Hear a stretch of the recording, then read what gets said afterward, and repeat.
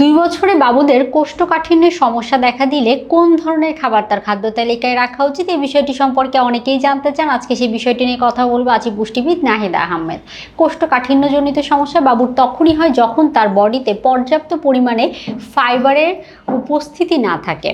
এক কথায় যদি বলি, বাবু যখন ফলমূল, শাকসবজি বা বিভিন্ন ফাইবার সমৃদ্ধ খাবার কম গ্রহণ করে তখন তার কোষ্ঠকাঠিন্য দেখা দিতে পারে। যখন পানি কম পান করে তখনও কিন্তু কোষ্ঠকাঠিন্যের সমস্যা দেখা দিতে পারে, কারণ এই ফাইবারগুলো আমাদের মল তৈরি করে আর পানি জাতীয় খাবার বা পানি মলকে স্মুথ করতে সাহায্য করে। তাই অবশ্যই নিশ্চিত করতে হবে যখন বাবুর বয়স 6 মাস পার হবে, পরিপূরক খাবার খাওয়া শুরু করবে, তার খাদ্য তালিকায় যেন বিভিন্ন ফাইবার সমৃদ্ধ খাবার উপস্থিত থাকে। তার দেহের চাহিদা অনুযায়ী, বয়স অনুযায়ী পর্যাপ্ত তরল জাতীয় খাবার, শুধু পানি না, তরল জাতীয় খাবার হতে পারে বিভিন্ন সুপি খাবার, বিভিন্ন সবজি স্যুপ, মুরগির স্যুপ, বিভিন্ন ফলের জুস, এগুলোও কিন্তু হতে পারে।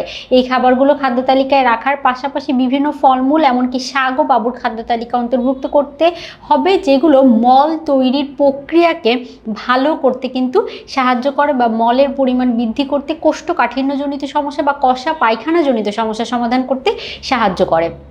আরেকটি বিষয় খেয়াল রাখতে হবে যে এই কোষ্ঠকাঠিন্য সমস্যা কত দিন ধরে হচ্ছে বা কয়দিন পর পর তার পায়খানা না হওয়া জনিত সমস্যা হচ্ছে। তাহলেই দেখা যাচ্ছে যে এই সমস্যা যদি জটিল আকার ধারণ করে, অবশ্যই বিশেষজ্ঞের পরামর্শ নিতে হবে। আর চেষ্টা করতে হবে যখন বাবুর পরিপূরক খাবার শুরু হয় তখন একজন বিশেষজ্ঞ পুষ্টিবিদের পরামর্শ নিয়ে তার খাদ্য তালিকা সাজানোর জন্য। এতে করে দেখা যাবে তার কোষ্ঠকাঠিন্য, ডায়রিয়া, আয়রনের অভাবজনিত রক্ত স্বল্পতা বা বিভিন্ন ধরনের রোগ প্রতিরোধ ক্ষমতা কম থাকার ফলে যে রোগগুলো হয় সেগুলো হওয়ার ঝুঁকিটা অনেকাংশে কমানো সম্ভব।